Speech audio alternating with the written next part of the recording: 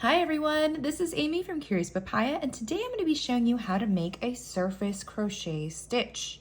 I use this method in my axolotl pattern, which is a no-sew pattern, and you can find this in my upcoming Amigurumi book called Amigurumi Critters. If you would like to pre-order a copy, you can find the link in the description below. I also used surface crocheting for the little spine part of my Lunar New Year dragon. This is a free pattern you can find on Premier's website. So let's get started. A lot of the tutorials you'll find here on YouTube demonstrate the surface crochet stitch only on pieces that you can see the back side of.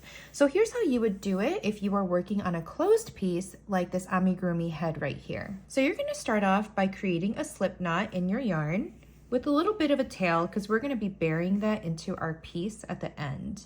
And then wherever you want your surface crochet stitches to be, you will insert your hook under one of the loops, and then you're going to pull that new yarn through. Once you're through, you can tighten it up a tiny smidge or so, and we're going to move the short yarn tail off to the side. We don't have to worry about that right now. The next step is going into the next stitch. You will want to go into the stitch that you are currently in, just like so, and then make your surface crochet stitch. So just crochet just as you normally would. Again, working into the next stitch, go in from where you currently left off, and then make your regular crochet stitch. Okay. We're going to continue this for a few more times so that you get the idea of how this stitch is made. I find that one of the trickier parts of doing surface crochets is that people don't know where to stick their hook in next. So just remember, it is always in the stitch that your previous stitch is coming out of. For instance, if I were to skip this and go into the next one